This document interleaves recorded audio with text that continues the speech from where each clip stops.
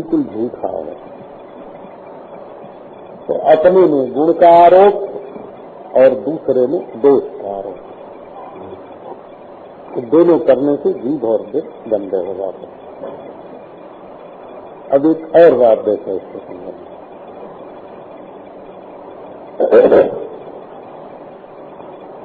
बोलना हो कि जो अपना प्रियतम है ना, प्रियतम परमेश्वर, परमेश्वर के समाज किया है और कोई प्रियतम है नहीं। आत्मा कहो, उसका नाम आत्मा रखो, परमात्मा रखो, ब्रह्म रखो, परंतु जो अखंड अद्वैत तत्व है उसके सिवाय तो सब आने जाने वाले हैं, मेहमान हैं, ये तो सराय के यात्री हैं, 2 दिन के लिए मिलते हैं। तो इस अखंड अद्वैत आत्मा परमात्मा ब्रह्म के सिवाय और किसी की चर्चा करना इतना जरूरी नहीं है।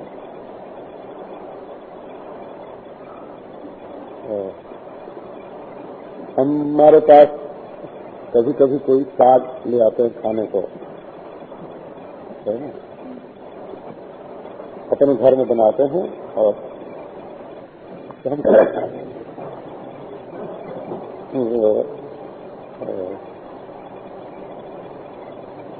तो जब चर्चा करनी हो तो परिच्छिन्नता को पुष्ट करने वाली चर्चा नहीं करना, परिपूर्णता को पुष्ट करने वाली चर्चा करना। जीव और जगत को पुष्ट करने वाली चर्चा नहीं करना, पर ब्रह्म परमात्मा को पुष्ट करने वाली चर्चा करना। एक और बात है कि जैसे दूसरे का दोष हमारी जबान को और दिल को गंदा करता है, वैसे दुनिया में किसी छोटी मोटी चीज का गुण चिंतन भी हमारे चित्त में राग उत्पन्न करता है। ये बहुत अच्छा है, ये बहुत अच्छा है, ये बहुत अच्छा है। अरे मरेंगे तो सब रात में मिलेंगे और हम सो जाएंगे तो सब अंधेरे में मिल जाएंगे। दुनिया की सारी चीजें चाहे कितनी भी चमकदार हो तो समय अंधकार में विलीन हो जाती है। व्यवहार में उसकी प्रतिष्ठा राख है और मानसिक दृष्टि से उसकी प्रतिष्ठा अज्ञान है। यही संपूर्ण दृश्यमान वस्तुओं का भाग्य है। तो जैसे दूसरे को दोषी कहना उचित नहीं है, तो उसमें मैं मान करके देह में बेचारा दोषी बना हुआ है। दोषी है नहीं, दोषी बना हुआ है। ऐसे उसको गुणी कहने की भी जरूरत नहीं है, क्योंकि वो गुण समूह में बैठ करके उसको मैं मान करके गुणी बना हुआ है। तो दोष द्वेष के द्वारा हृदय को गंदा करता है और गुण राग के द्वारा हृदय को गंदा करता है। इसलिए दोनों से बचना चाहिए। तो दूसरे का गुण दोष दोनों न बोलें। तो अपना गुण न बोलें पर अपना दोष बोलें। नहीं, असल में जैसे तुम्हारे अंदर कोई गुण नहीं है, तुम शुद्ध साक्षी दृष्टा आत्मा हो, वैसे तुम्हारे अंदर कोई दोष भी नहीं है।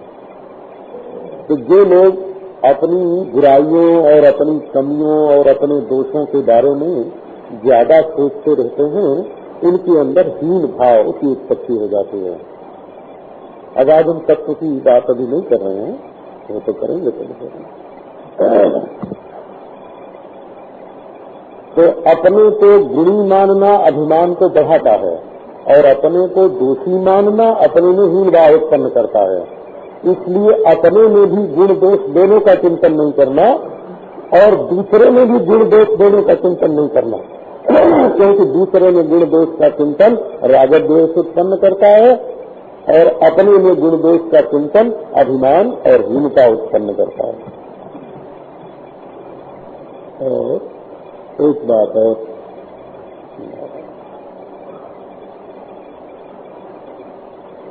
किसी किसी को बोलने की आदत ही पड़ जाती है। उसकी जीत शांति से, जैसे कोई कोई स्त्री पुरुष होते हैं तो घर में शांति से बैठने की उनकी आदत नहीं होती है, कुछ न कुछ खटपट करते ही रहते हैं। बैठा बनिया क्या करे, तो इस कोठे का धाम उस कोठे करे, तो रोज अलमारी खुलती है, ये कपड़ा वैसे रखा, ये बिस्तर वैसे बदला, यहाँ की चीज वहाँ रखी, कुछ न कुछ लगे रहते।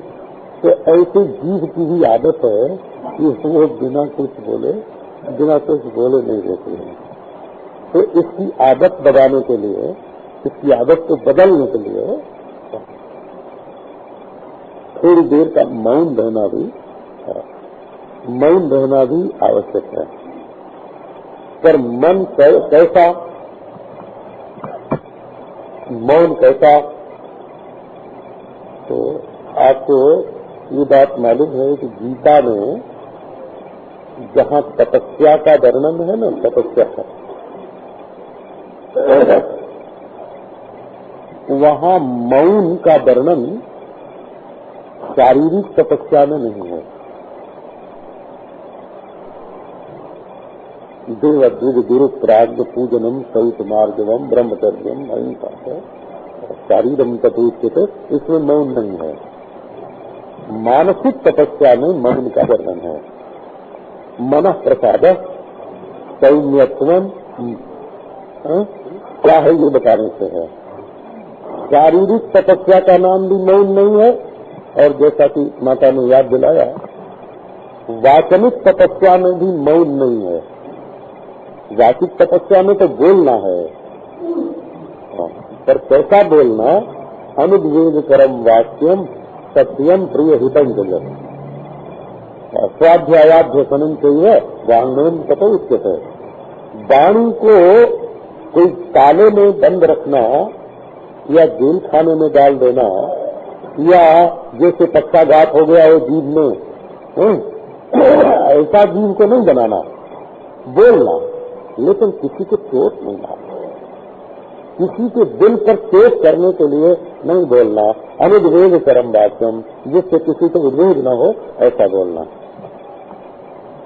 सच बोलना, बोलना तो सच बोलना, प्रिय बोलना, हित बोलना। एक आयुर्वेद में एक ग्रंथ है कश्यप संहिता, जैसे चरक है ना, सुश्रुत है, चरक है, सुश्रुत है, भागवत है, ऐसे कश्यप संहिता। ये बहुत पुरानी पुस्तक है, नेपाल में मिली, अभी 25 वर्ष के भीतर ही मिली, तो नेपाल से लाकर यहाँ प्रकाशित की गई, बहुत पुरानी पुस्तक है। उसमें लिखा है कि बोलने में अगर 5 बात का आदमी ध्यान रखे तो उसके शरीर में रोग न हो। क्योंकि आदमी पहले तो बोल देता है, फिर दुखी होता है। कुछ बोलना होता है तो बोलते बोलते शरीर का खून खौलने लगता है, तो उससे शरीर में रोग हो जाता है। तो कैसा बोलना चाहिए? तो सत्यम हितम नितम ब्रूयात अभिसंवादी कुशलम, उसका वचन है अभिसंवादी कुशलम। सच बोलो, हितकारी बोलो, हित बोलो, जिससे किसी की भलाई है ऐसा बोलो, अपने लिए हित हो। नितम ब्रूयात, थोड़े में बोलो, और प्रिय बोलो। और जिसमें मतभेद होने की संभावना हो, वाद विवाद होने की संभावना हो, सूखा लेन देन एक नहीं, सूखा वाद विवाद, ऐसी बात मुंह से नहीं बोलनी चाहिए। इससे शरीर स्वस्थ रहता है। तो वाचिक तपस्या में तो बोलना है, परंतु अमुक प्रकार का बोलना है। लेकिन मानसिक तपस्या में क्या है? मन प्रसाद सौम्यत्वम मौनम आत्मविनिग्रह। देखो ये मानसिक तपस्या है। एक कहने को खुश रखो। हमने एक जगह देखा, 5-6 महीने का संपर्क उन लोगों से रहा। तो समझो 2 पार्टी थी, घर में 2 पार्टी थी, तो कल कारखाने के बारे में कुछ बात होती, ये ऐसे चलाएगा, ये ऐसे चलाएगा, 2 पक्ष हो गया। तो कारखाने में मशीन सब ज्यों की त्यों हो, मकान ज्यों का त्यों, मजदूर ज्यों का त्यों, रोज काम होता था और रोज उत्पादन होता था, और चल रहा था बिल्कुल। तो एक दिन ऐसी बात हो जाती तो एक पार्टी दुखी हो जाती, दूसरे दिन ऐसी बात हो जाती, बात केवल जबानी, तो दूसरी पार्टी दुखी हो जाती, तो तीसरे दिन तीसरे। अब 6 महीने में 6 महीने में हो 25 मरतबे वो पार्टी दुखी हुई और 25 मरतबे वो पार्टी दुखी हुई, और मशीन चल रही, उत्पादन हो रहा है ना, मजदूर काम कर रहे, रोज उसका जो प्रबंध है वो बिल्कुल ठीक चल रहा। बात कभी दाएं गई कभी बाएं गई, और केवल बात को लेकर के जलते थे, कभी वो जलते कभी वो जलते। तो बात तो फिर से मुंह से निकल जाती है जैसे चिड़िया उड़ जाए। हमने एक जगह देखा, एक ने एक को गाली दी, तो जिसको गाली मिली न सुनने को, वो तो कल मिला गया, ला बड़ा भारी अपमान है। और जिसने गाली दिया वो हंसता हुआ जाके और रेस्टोरेंट में बैठ गया, और चाय आय पीने लगा और हंस हंस के बात करने लगा, है ना। असल में दुख उसको होना चाहिए जिसने गाली दी, है ना। गाली तो कान में सुनाई पड़ी और तुमने उसको पकड़ के रख लिया, अरे वो तो आसमान में उड़ी, सारी दुनिया में फैली जैसे ब्रॉडकास्ट होता है? जो रेडियो बंद है ना, जो रेडियो बंद है उनमें सुनाई नहीं पड़ी और तुमने अपना रेडियो खोल के और रिकॉर्ड कर लिया, रिकॉर्ड गाली का रिकॉर्ड कर लिया। अब बारंबार सुनो उसको, बारंबार ख्याल करो, और तकलीफ जो मौन जो है, मन प्रसादा, अपने मन को प्रसन्न रखना, चाहे कुछ हो जाए, और अपनी ओर से सरल रहना, कपट नहीं करना। कपट करोगे तो दुखी हो जाओगे, और मन को चुप रखना, मन में कपट न हो, सरलता हो और प्रसन्नता हो और शांति हो। मौन का अर्थ है मन का मौन। मन जब बच्चा रहता है तो ज्यादा रोता है, ज्यादा हंसता है, ज्यादा हाथ पांव पीटता है। मन में जब गंभीरता आ जाती है तो ठीक हो जाता है। पर यहाँ जो मौन बताया गया है, ये तो हमने इसलिए बताया कि कई लोग इलाना देते हैं कि आप तो बस ब्रह्म ब्रह्म की बात करते हैं, हमारे घर के लिए कोई बात नहीं बताते हैं। ऐसे कहते हैं कि आप पुरुष कहते हैं कि महाराज आप स्त्रियों को पातिव्रत धर्म का उपदेश क्यों नहीं करते हैं?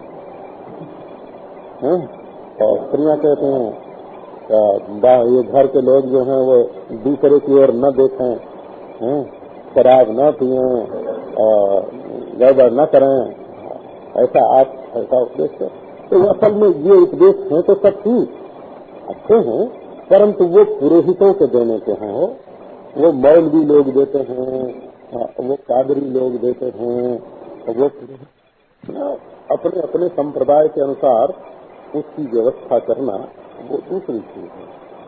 और ये जो वेदांत है ये तो जिज्ञासुओं के लिए है, जो अधिकारी जिज्ञासु हैं उनके लिए, ये वाद विवाद करने वालों के लिए नहीं है ना।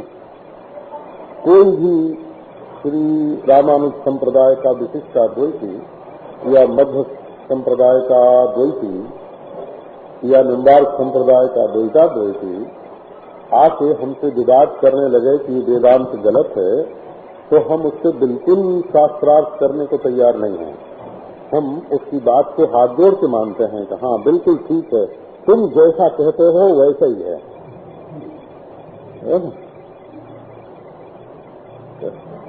परंतु जिसके मन में संतोष नहीं है, शांति नहीं है, जो सचमुच आत्मा का क्या स्वरूप है, ब्रह्म का क्या स्वरूप है, दोनों एक हैं कि जुदा जुदा हैं, और एकता के ज्ञान से अविद्या की निवृत्ति होती है कि नहीं, और मोक्ष होता है कि नहीं, इन जिज्ञासुओं के लिए ये वेदांत है। ये विवाद करने वालों के लिए, विवाद करने वालों के लिए नहीं है। यह अपनी मान्यता में जो पक्के बैठे हुए हैं उनको विचलित करने के लिए नहीं है। तुम्हारा विश्वास चिरजीवी हो और तुम्हारा संतोष चिरजीवी हो। पर यदि तुम्हारे मन में जिज्ञासा हो, असंतोष हो, अशांति हो और सचमुच तत्व को जानना चाहते हो तो इसका ज्ञान प्राप्त करना चाहिए। ये चीज सहज मौन। सहज मौन क्या है? कि आत्मा भी वक्तव्य नहीं है और प्रपंच भी वक्तव्य नहीं है।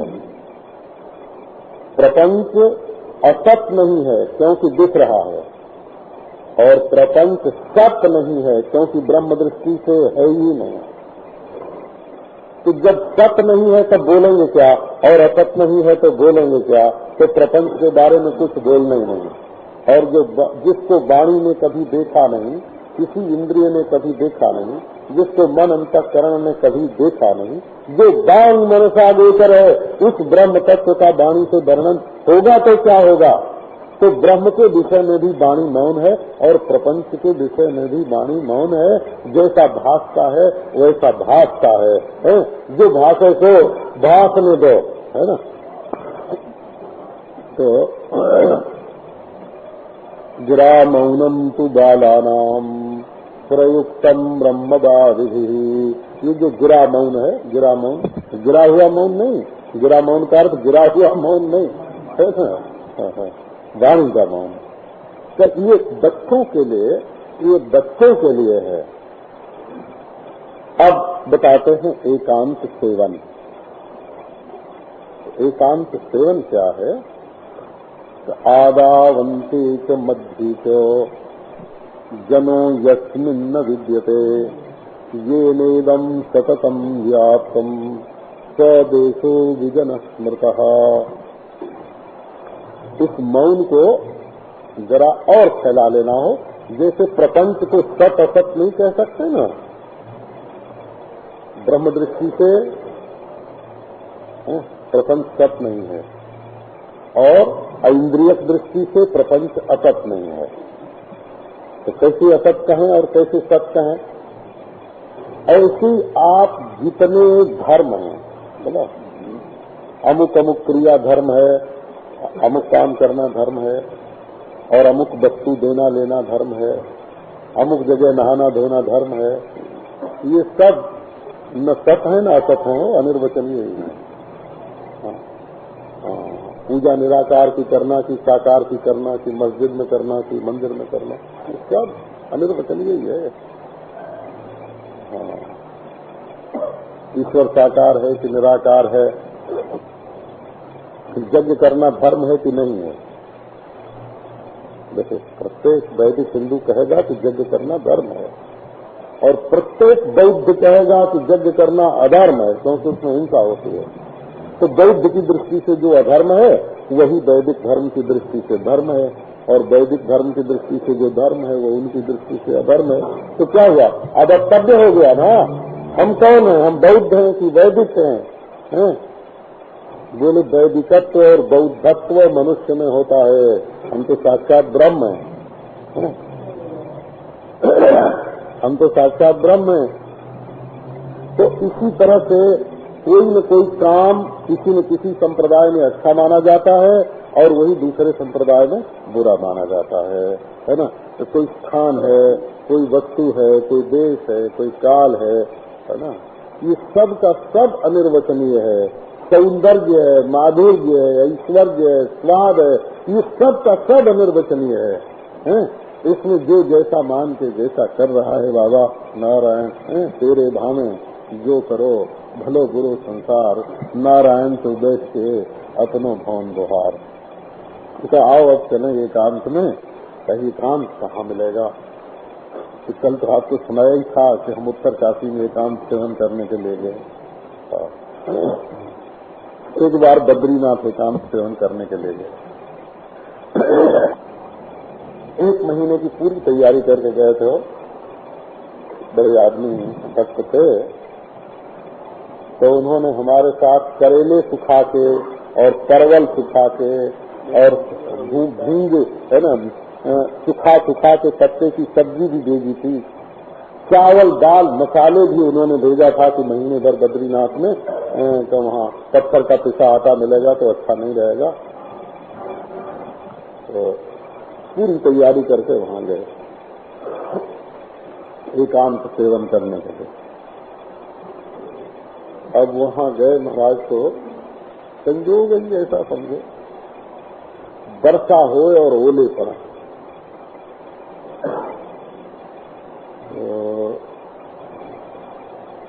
दिन भर तो पानी की जगह से चाय पीते थे हम लोग, है ना। और एक कंबल लेके गए थे, तो वहाँ 3 कंबल तो काली कमली वालों ने दिया और एक पंजाब सिंध क्षेत्र वालों ने दिया, 4 कंबल उन लोगों ने दिया, है ना, ओढ़ने बिछाने के लिए। और वो ओले पड़े। हाँ, कई स्नान के लिए बाहर निकलने की हिम्मत न पड़े, बोला। बाथरूम नहीं था उस समय, जब कि मैं बात कर रहा हूँ ना, वो घर के भीतर बाथरूम नहीं था, बाहर कहीं के लिए जाना पड़ता था। अब वो ओले पड़ रहे हैं, पानी बरस रहे हैं, देर से हवा चल रही है। 4 दिन में ये हुआ कि बाबा इस एकांत सेवन से तो अच्छा है कि कहीं ऐसी जगह चले कि चाय न पीनी पड़े, दिन भर चाय न पीनी पड़े, दिन भर कंबल ओढ़ के सिकुड़ के बैठना न पड़े, कहीं खुली जगह में चलो। 4 दिन में हो कहो कि तुम्हारी कमजोरी तो है, हमारी कमजोरी है,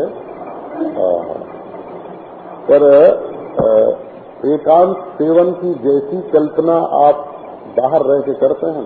जंगल में जाके बैठे तो वहाँ गाय भैंस चराने वाले आके बैठ गए कि बाबा जी आप गांजा नहीं पीते हैं, है ना।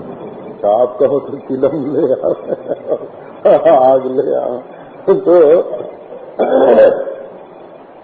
हाँ, गांव में से निकले, जहाँ गांव है, भिक्षा मिलती है ठीक ठिकाने से। तो ये नहीं कि गांव में आके कोई वेदांत की बात पूछे कि भक्ति की बात पूछे। आए तब महाराज कांग्रेस का भविष्य कैसा है, हाँ ना, अब आगे राज्य क्या होगा है, और दुनिया में क्या होगा। किसी ने आके पूछा कि सूर्पणखा के पति का क्या नाम था, आप बताओ तो, आपको ये भी नहीं मालूम है कि तारका के बाप का क्या नाम था। तो अब ये हमको सब भूल गया भाई, ये याद ही नहीं आता। हमको मालूम है सब लिखा हुआ है रामायण में, है ना, लेकिन अब इन बातों को तो मैं पढ़ता ही नहीं, तो भूल गया। अब एकांत सेवन का क्या अर्थ है? तो जनो यस्मिन् न विद्यते स्वदेशो विजन मृता। जहाँ जन न हो तो विजन। तो जन माने संस्कृत भाषा में होता है जिसका जन्म होता है तो जन, जायते इति जना, जनी प्रादुर्भाव है। जो चीज पहले न